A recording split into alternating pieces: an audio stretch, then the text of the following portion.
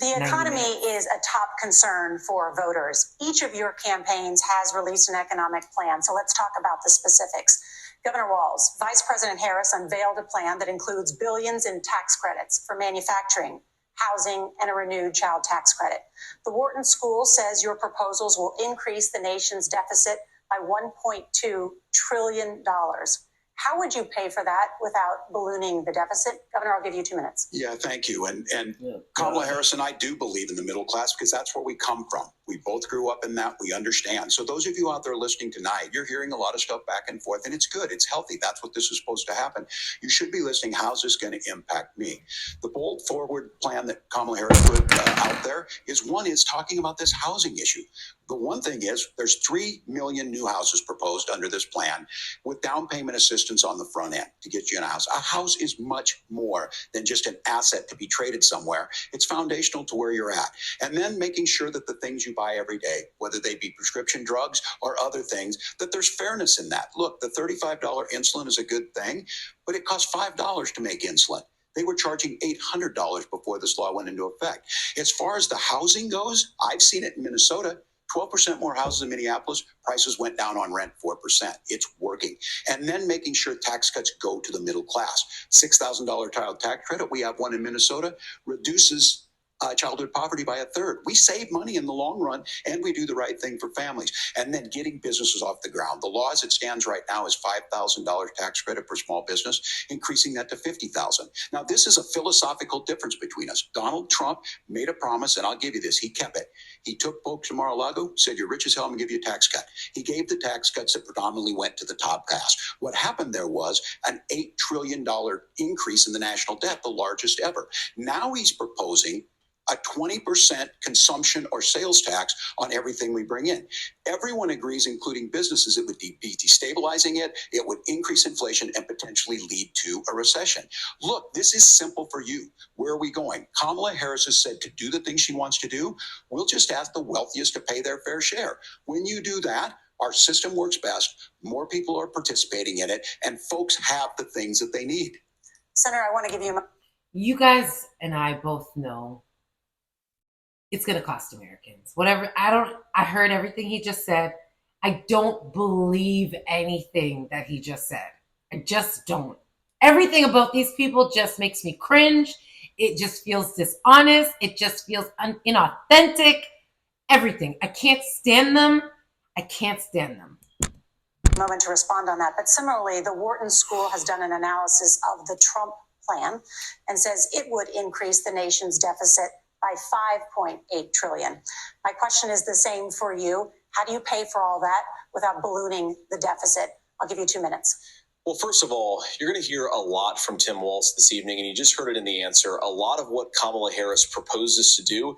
And some of it, I'll be honest with you, it even sounds pretty good. Here's what you won't hear, is that Kamala Harris has already done it. Because she's been the vice president for 3.5 years. She had the opportunity to enact all of these great policies. And what she's actually done instead is drive the cost of food higher by 25%, drive the cost of housing higher by about 60%, open the American southern border and make middle-class life unaffordable for a large number of Americans. If Kamala Harris has such great plans for how to address middle-class problems, then she ought to do them now.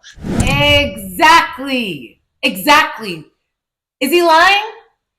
Everything. That's what I'm saying. These people are just cringy and dishonest, because if this were true, what happened? Why'd you drop the ball? Any new policy that you have to introduce is because of your shitty policy from before. Not when asking for a promotion, but in the job the American people gave her 3.5 years ago. And the fact that she isn't tells you a lot about how much you can trust her actual plans. Now, Donald Trump's economic plan is not just a plan, but it's also a record.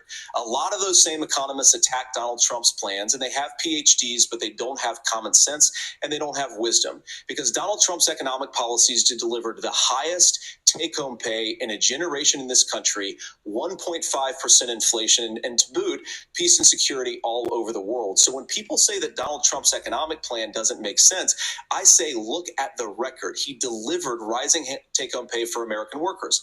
Now, Tim admirably admits that they want to undo the Trump tax cuts. But if you look at what was so different about Donald Trump's tax cuts, even from previous Republican tax cut plans, is that a lot of those resources went to giving more take-home pay to middle-class and working-class Americans. It was passed in 2017, and you saw an American economic boom unlike we've seen in a generation in this country. That is a record that I'm proud to run on, and we're going to get back to that common sense wisdom so that you can afford to live the American dream again. I know a lot of you are struggling. I know a lot of you are worried about paying the bills. It's going to stop when Donald Trump brings back common sense to this country. Governor, do you want to? Boom. Okay, because listen, it's about lived experiences. If they are so great, right? The Democrat side, if they are so great and they got it all figured out, what happened?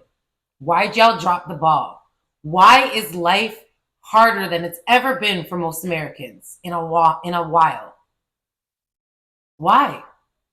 Why not implement all of these things now in the last few years, like he said? Why not? What are you waiting for? Why do you have to make proposals to recover from your own administration? Listen, these people think you're idiots. They really do. Respond to that. What has Kamala Harris done for the middle class? Yeah, well, Kamala Harris's day one was Donald Trump's failure on COVID that led to the collapse of our economy. We were already before COVID in a manufacturing recession, but 10 million people out of work, largest percentage since the Great Depression. 9 million jobs closed on that. That was day one. Whether it was the Infrastructure Act or other things we moved. Now, you made a question about experts, said this. I've made a note of this. Economists can't be trusted. Science can't be trusted. National security folks can't be trusted. Look, if you're going to be... But science can be trusted when it's in the topic of climate change? These people are so terrible. President, It's so you bad. don't have all the answers. Donald Trump believes he does. My pro tip of the day is this. If you need heart surgery, listen to the people at the Mayo Clinic in Rochester, Minnesota, not Donald Trump. And the same thing goes with this. And I ask you out there, teachers, nurses, truck drivers, whatever, how is it fair that you're paying your taxes every year and Donald Trump hasn't paid any federal tax in the last 15 years? What the fuck is wrong with these guys? Oh my gosh. Comment below if you're having as hard of a time as I am. This is bad, people. This is bad. Trump already bombed this whole tax thing because this tax code that he uses, literally implemented by them. They all use it. Maybe not him because he probably don't got money. He sucks. Years, the last year as president. That's what's wrong with the system. There's a way around it, and he's bragged about that. We're just asking for fairness in it, and that's all you want. You have a minute. Governor, you say trust the experts, but those same experts for 40 years said that if we shipped our manufacturing base off to China, we'd get cheaper goods. They lied about that. They said if we shipped our industrial base off to other countries, to Mexico and elsewhere, it would make the middle class stronger. They were wrong about that. They were wrong about the idea that if we made America less self-reliant, less productive in our own nation, that it would somehow make us better off, and they were wrong about it. And for the first time in a generation, Donald Trump had the wisdom and the courage to say to that bipartisan consensus, we're not doing it anymore. We're bringing American manufacturing back. We're unleashing American energy. We're going to make more of our own stuff. And this isn't just an economic issue. I mean, I've got 3 beautiful little kids at home, 7, 4, and 2, and I love them very much, and I hope they're in bed right now. But look, so many of the drugs, the pharmaceuticals that we put in the bodies of our children are manufactured by nations that hate us. This has to stop, and we're not going to stop it by listening to experts. We're going to stop it by listening to common sense wisdom, which is what Donald Trump governed on. Senator, your time is up. Governor Walz, can you address that? I mean, voters say they trust Donald Trump on the economy more. Why? Well, if you're How many listening tonight chances is he gonna you get? want billionaires get tax cuts, you heard what the numbers were.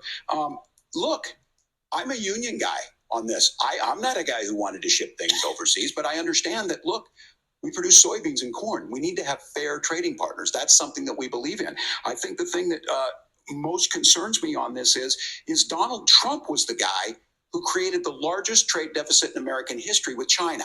So the rhetoric is good. Much of what the senator said right there, I'm in agreement with him on this. I watched it happen too. I watched it to my communities, and we talked about that. But We had people undercutting the right to collectively bargain. Okay, We had I right like to that. work states made it more difficult. We had companies that were willing to ship it over, and we saw people profit. Folks that are venture capital in some cases, putting money into companies that were overseas. We're in agreement that we bring those home. The issue is Donald Trump is talking about it. Kamala Harris has a record 250,000 more manufacturing jobs just out of the IRA. May I respond to that? Yes. So appreciate that. So if you notice, what Governor Walz just did is he said, first of all, Donald Trump has to listen to the experts. And then when he acknowledged that the experts screwed up, he said, well, Donald Trump didn't do nearly as good of a job at.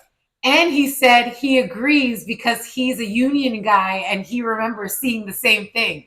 Even though, listen to the experts, they're the ones who said to do the very thing he saw happen that he doesn't agree with. What the fuck? No, that's a gross generalization. That he did. So what Tim Walz is doing, and I honestly, Tim, I think you got a tough job here because you've got to play whack-a-mole. You've got to pretend that Donald Trump didn't deliver rising take-home pay, which of course he did. You've got to pretend that Donald Trump didn't deliver lower inflation, which of course he. Look at his face. He's like he saw a ghost. He was just hit with truth and fact, and he can't deal. Oh my God. Did, and then you simultaneously got to defend Kamala Harris's atrocious economic record. I know. Which is It's a hard position to be in. Groceries and housing unaffordable for American citizens. I was raised by a woman who would sometimes go into medical debt so that she could put food on the table in our household. I know what it's like to not be able to afford the things that you need to afford. We can do so much better. To all of you watching, we can get back to an America that's affordable again. We just got to get back to common sense economic principles. I hope we have a conversation on healthcare then. Senator, Governor. Bruh, what do you have to contribute to healthcare? I agree with Vance on this one. It's a hard position this man has been put in. It's a no win for him at all. He keeps bringing it back to Trump because he's trying to deflect away from Kamala, but he also can't really even, I see him trying, but there's nothing to defend there. She's horrible. Horrible. Yes. Thank you, Margaret.